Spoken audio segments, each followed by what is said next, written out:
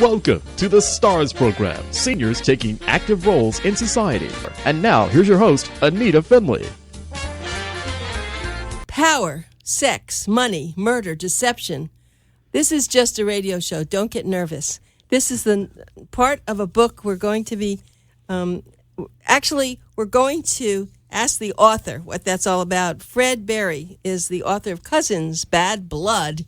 Okay, Fred, you don't seem like somebody that would be thinking in those terms, but life plays strange tricks. So why would you write a novel that has all that stuff in it? Well, thank you, Nita. It's great to be here, and I appreciate you inviting me. Well, you know, what's interesting is that growing up, we all hear stories around the table or wherever we were when we were a child growing up, and you always heard the expression, well, you know, you should write a book about it. Well, I did, and I just gathered all the information and different stories that I've heard growing up around the dining room table, just like my main character, Michael, who expressed his stories to his family and his young son growing up, and, write a story about it, and I did. And I just decided to put the stories together that I grew up with and sort of to put a little twist to them, if you will, and taking some of the truths and making them as a fugazi, as I said in the beginning of the book, which means it's a fake, it's not real. So, Fred, had you ever written a book before? Is this your first one? Well, it's my first novel. I've written articles, short articles for publications, for trade magazines and whatnot, and I've written some articles on online places like eZine, I think it's called, and other online magazines. How long did the book take you to write? It took me quite a long time, and unfortunately, you know, I like to use an expression that unfortunately is given credence to someone who really didn't say it, but it was written back in 1957 by an author named Alan Saunders, and it was in Reader's Digest, and he said, I just love this quote. He says, "Life is what happens to us while you're making other plans." I remember. I didn't read that, but I remember that saying. But life does get in the way, so it took a long time, you know, as life does get in the way with everyone, just as it did with my main character, Michael. You know, he came from humble beginnings, just like many immigrants have come to this country through Ellis Island, and they were looking for a new life. And I'm sure that any of us can relate to that. And if we looked into our ancestry, we could see that the majority of us came from families that were migrating to this country. So I tried to put it where you can relate to the characters and see what they went through and some of the hardships that they had to deal with, just as we did or our parents did. I think what was interesting with my main character, Michael, he had a mantra. And I believe that we all have a mantra. It's just that everyone's mantra is a little bit different. You know, our inner mantra is what keeps the majority of us on track. This is what kept my main character, Michael, on track. Sometimes, you know, we do get distracted in life, but we try to work to achieve that goal to be a little better than our parents did, just like Michael.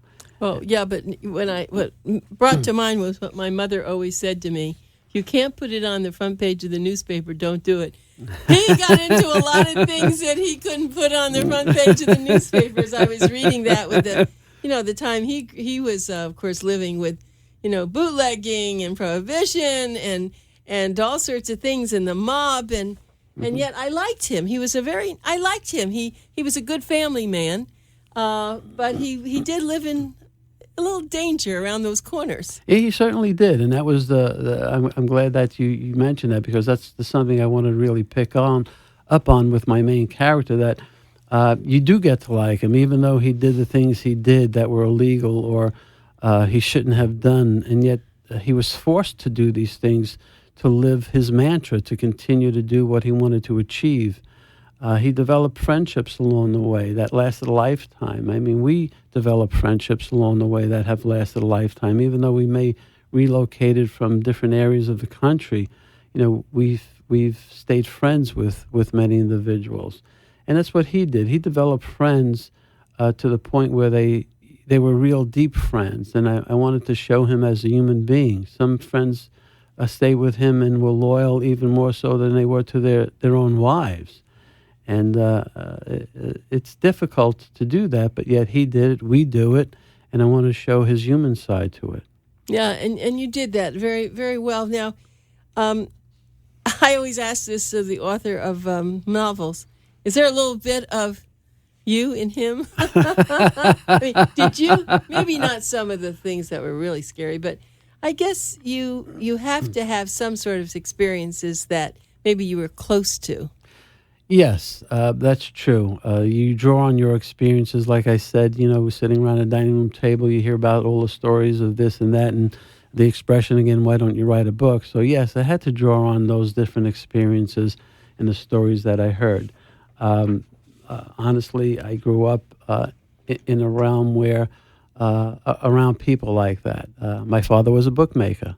My uncle was a bookmaker. My grandfather was a bookmaker. So it was generation after generation that was involved in certain things that were not lawful. Right, because they grew up and they saw it, and it was easy. Just like my grandfather was a tailor, his father was a tailor. Correct. And so you're right. They knew what they could do, but a bookmaker maybe at the time wasn't so serious because, how else would you be able to gamble? They weren't big casinos, right? They weren't. There's online gambling. That's so exactly right. You had a friendly bookkeeper, a bookkeeper. That's right, a bookmaker, but. That it could be dangerous too. If somebody really lost, they would blame the bookie. What they call him, the bookmaker. Yeah, the bookie. But yeah, that's some things. That some things happen like that. Where individuals would lose, and they'd have to pay up their debt. And if they didn't pay up their debt, just like one of my characters in the book, they called him Tony the Butcher, who went to make some collections. Yes, things like that did happen. And my husband, of course, did the book review, and he was really turned on by the sex. So you made everyone. It was paid. They were page turners. Good. I got into it also. You'd say, "Oh, listen, I want to read this to you." So you were good at that. I appreciate that. Did your wife mind your writing about all that? Actually, no, not at all. She was going to start to edit it, but unfortunately, she couldn't continue. So we had it edited twice, and it worked out really well. Yeah, I think, sex sells. Sex has always been important. Just like look at the 50 Shades of Grey, right? Absolutely. You should be so lucky. Yeah. That would be great. 50 Shades of Cousins Van Luck. And, look, we've all experienced different things within our relationships. And, you grab a little bit of this and a little bit of that. And it comes to be on paper. It's like the other main character, Regina, Michael's wife. She was born in America. Her parents came from Italy, but she was raised as an American, even though she spoke Italian. Again, how many families did that? You come to America, you wanted to become Americans, so you did the American thing. And even though they didn't speak their native tongue at home, so many of the second generation never spoke anything but English. But my character, Regina and Michael, were really in love, even though, we wrote about their sexual escapades. It was a deep love. It was a soulful love, not just lustful. And I believe too many people today, in our everyday survival, lose what we once had when we first fell in love. Again, life gets in the way. And these two never lost their love, even though Michael did some things that Regina never questioned until she could no longer deal with her conscience. And, we could see that happens in life as well today. But too many of us use the phrase, I believe, too freely, I love you. And you hear people saying that, I believe, much too often, and it becomes across without sincerity. But my guest is Fred BERRI, BERRI. The book is Cousins, Bad Blood, Power, Sex, Money, Murder, Deception. And, of course, Fred, if you look at the back of the book, you'll see that he's really been in business. He's been in financial business, and but this is a little bit of his monkey business. I always thought about that. It's really delightful. It's an easy book to get through. The chapters are short, which I like because sometimes I'm reading and I say, okay, I'm going to wait until I get the next chapter, and it goes on and on and on. But your chapters were short, and they were really very interesting. So I'm always asking how someone like you, apparently you said you weren't in journalism, but you have a good style and you have a good, your English and everything was really very well done. I appreciate that. it just seems to come naturally to me. I've held some seminars during my career to help people achieve their goals. I have spoken publicly to crowds of 2,000, and I just enjoy it, and it just seems to come very naturally to me. And keeping the chapters short, I think I've done purposefully just for that point, as you mentioned. It is, and so the one thing that wasn't covered too much were the children. Did you have much to do with? Charlie was the child. Correct. Charlie was a child, and didn't they have more? Was it just Charlie? No, it was just Charlie because she had a breech birth that she couldn't have any more children, and Charlie goes into the second generation, and he builds a relationship with Elaine just like his father Michael built with his mother Regina, and again it was a deep, soulful love, and they continue on in their relationship. They were young when they met in the old neighborhood before Charlie and his parents moved on to their mansion up in Riverdale. And there's quite a bit of involvement with the two, Charlie and his love, Elaine. Yeah, but Charlie loved his father a lot. Oh, absolutely. It was really bonding. And I was thinking as I was reading the Godfather, the only thing I ever learned about this whole genre from Godfather 1, Godfather 2, Godfather... that really opened a lot of our eyes. If we didn't come from that world, right? It was really, it was very well done. It was pretty gory at some places, but there had the love. I mean, I always saw how could they love their children and their wife so well and yet do some of these terrible things. Well, I think there's a line from The Godfather in one of the scenes when one of the individuals was getting into the car and was asking to be saved. And I think it was Robert Duvall as the consigliere. He says, "I'm sorry, nothing personal, strictly business." So that's how they conducted their business. They had love. That's why I tried to portray with Michael. He had love. He was a family man. He loved his family. Again, he did things that he had to do because of the business that he was in.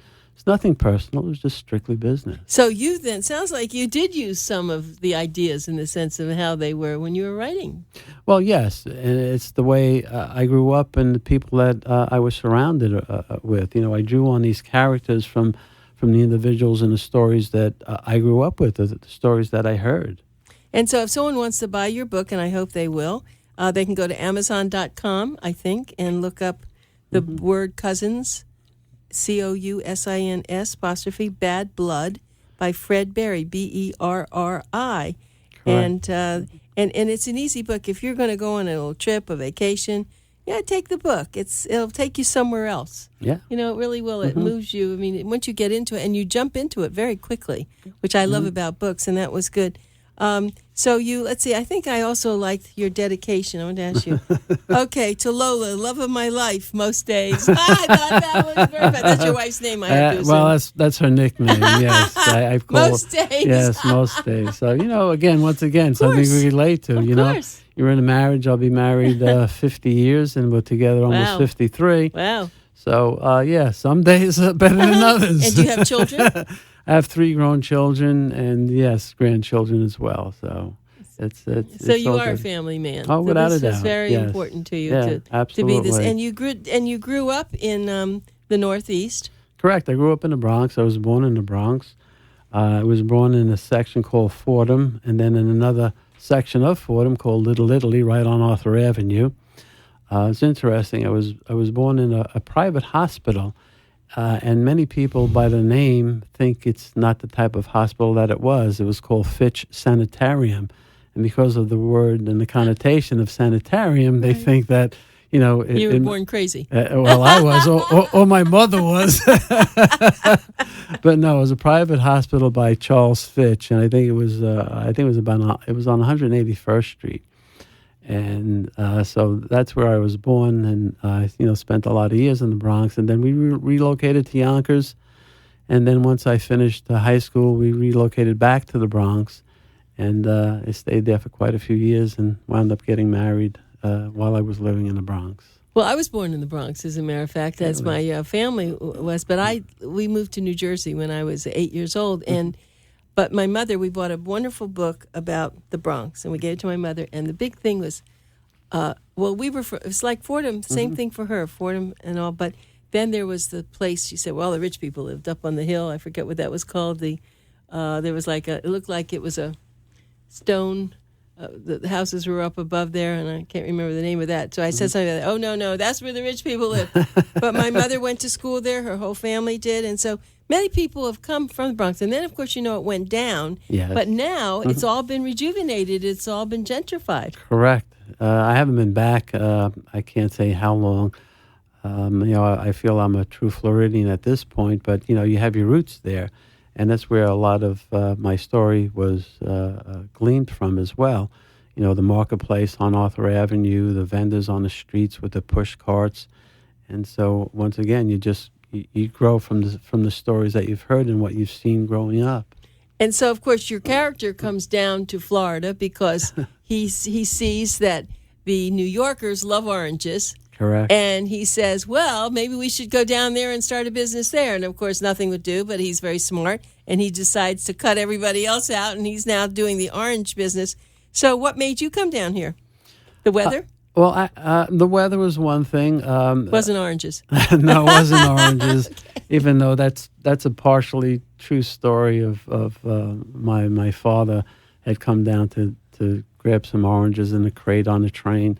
So I had to throw that in as well. But no, I always wanted to come to Florida. I even begged my mother when I was a kid, send me to military school, but not knowing that they really couldn't afford to send me to military school, I wanted to come down to Florida. So it's always been a lifelong dream. Again, part of your mantra of what you want to do and achieve in your goals. So finally we did. But when we first came down here, my wife had her bags packed for the first 4 years near the front door, because she was wanting to go home and no part of it. But eventually she acquiesced and she agreed to stay. That's funny because that reminded me of when the Cubans first came in 1959.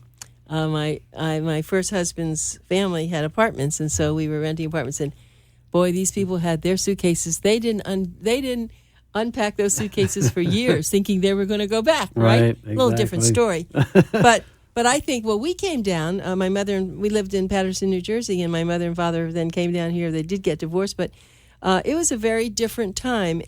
But I've been in Florida since 1946. Wow. And, of course, I've moved other places in there. But Florida is a very, very wonderful time. And something I wanted to tell you, and I may have told you over the phone when I spoke with you, in my past life, I lived on a place called Palm Island in Miami Beach. And Al Capone's home is there, as you know. And he had kids, and my kids played with, he wasn't there at the time, of course, but someone who bought the house had Al Capone's house. And my kids played it, and they had tunnels underneath going out to the water.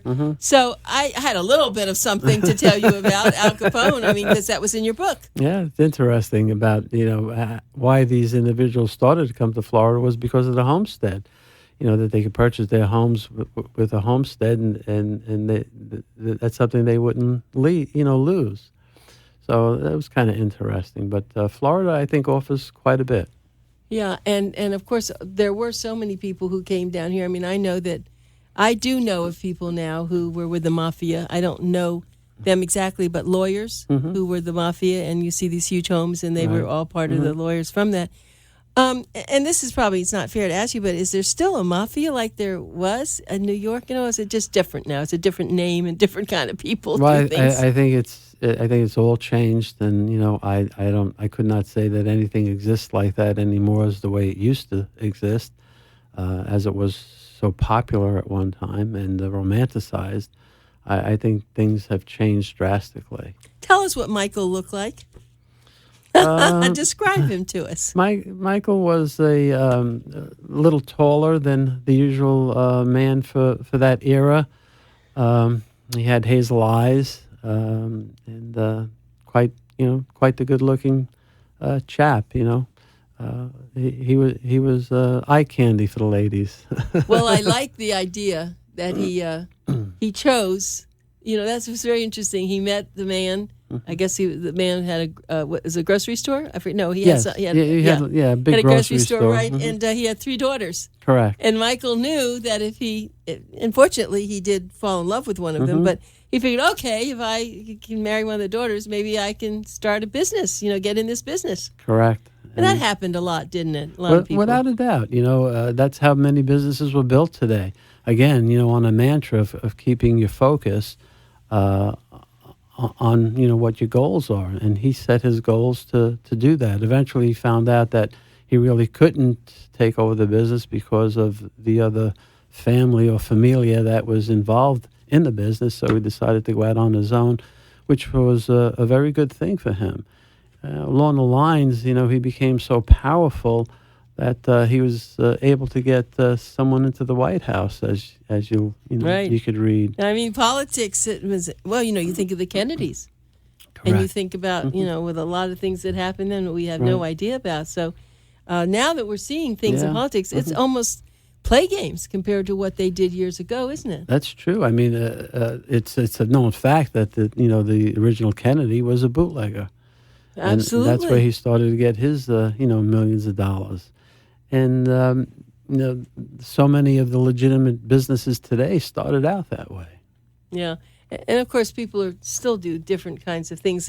But now we have the internet. We have all those other, ways Right. of communication. Yeah. So now I guess the question always is, when's your next book coming out? Now that you got the taste of writing a book, what's next? I love it. I left an opening on this one for a sequel, and then I'm halfway through my second novel already. It's based on a homicide detective. Actually, a friend of mine that I grew up with, childhood friend, was a detective for the Westchester County District Attorney's Office, and I'm basing it on some homicides. And actually, this one is about a serial killer. So I just don't want to give too much away, and that's going to be open for a series of maybe 2 to 3 books. Oh my goodness! So do you sleep at night? Probably you dream. Probably you think. Do a lot of your subconscious is working on this at night, isn't it? It is, and you always have to have a pad and pencil with you to jot down notes if you hear something that might catch your eye or ear. Just something you have to be careful of, which I haven't been reading other people's novels because you don't want to pick something up that they've written about, but you want it to be your own. So yes, and particularly this first novel, Cousin's Bad Blood, I'd get up in the middle of the night and I'd get to the computer and I'd start pounding out, many of my ideas, and they would grow faster and faster, and sometimes I couldn't keep up with my thoughts. But yes, that's how it works. And so now you're going to be having some other books that you can be able to put out there. And I always say that a lot of times people, they just have to write the book. Mm-hmm. It's something that compels them to do it. It sounds like with you. And most people can't sell a lot of books because there's so many books out there. But I always say that the energy is there. Once you put it out, it's very important, and one never knows who's going to read it and what it's going to do. Bill wrote a book called Air Force Cowboy because he flew B-17s. He flew 35 missions. As a matter he of was fact. telling me about that. Right, and he always, people would say, you ought to write a book about that. There you go. And he did. And he wrote a book, and probably of all the books that he's written, some of the professional ones, that sells the most because people have been in the Air Force or they had a father that was in the Air Force. Correct. And they want to know what it was like. And he had lots of sex in that and lots of things. And he...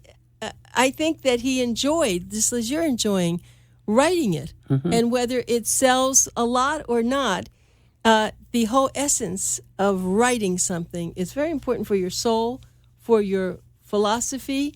So I'm very proud of you, as a matter of fact, thank you very much for doing this. And I appreciate you inviting me here. Yeah. This is great. Well, it's important. And, of course, people who are watching this, they're watching it on YouTube, and you never know that people will know some of the things in your book that relates to their lifestyle. Exactly. And I don't know if there's something you could tell people that maybe who are living, maybe, listening, maybe something in the Bronx, some names of some of the stores or some of the things that they may enjoy. You have some time. Yeah, exactly. Well, some of the things were, again, in the marketplace on Arthur Avenue. There were some movie theaters around. Thomas Edison opened a theater on Decatur Avenue, I believe it was. There's quite a bit that's mentioned in there. Poe Park, for example, that I used to go up to as a kid and hang around and listen, and you'd hear people singing and the doo-wops and whatnot like that. But you take that everything you've seen and heard, and you try to incorporate it, into your story.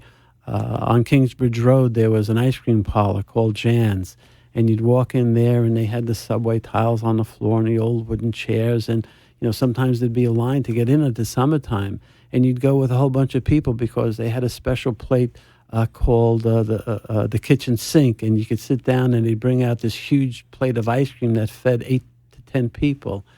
It was just a wonderful experience. That's a lot of fun. How did they? Oh, I had to pursue this for a dinner party. So they brought out what, in tubs, different kinds? No, one big tub that sat in the center of the table, and everybody got a spoon, and you just sort of dug into it.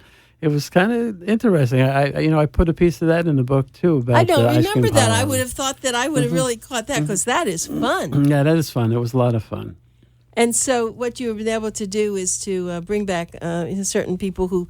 All right, so everyone listening, if you're from the Bronx and you lived there, and what were the years that you're talking about? Well, I like to write this started when Michael came over. He was 12 years old, a real tender age, in 1908, but it pursued up into the 40s. I like writing around the genre of the 40s. And so that's what people, if you're interested in that area, you'll really be able to say, aha. And what about the... We didn't really get into this Italian, the talking and speaking Italian, and I see that now, that there are people that come from Italy, and some of them don't want to learn English. Yeah, what is that? I have to ask you. I don't know. I tried to figure that out myself. My parents always spoke English at home. Again, everybody wants to be Americanized, so they speak English. They don't speak the native tongue. It's not like today, where I think it's important that if you have young children and you have a second language, that you should speak it. Well, I can't tell you how much I enjoyed having you on the show, Fred. It was really just absolutely wonderful. Cousins, Bad Blood, Power, Sex, Money, Murder, Deception, Fred Berry, BERRI. You can buy that on Amazon.com.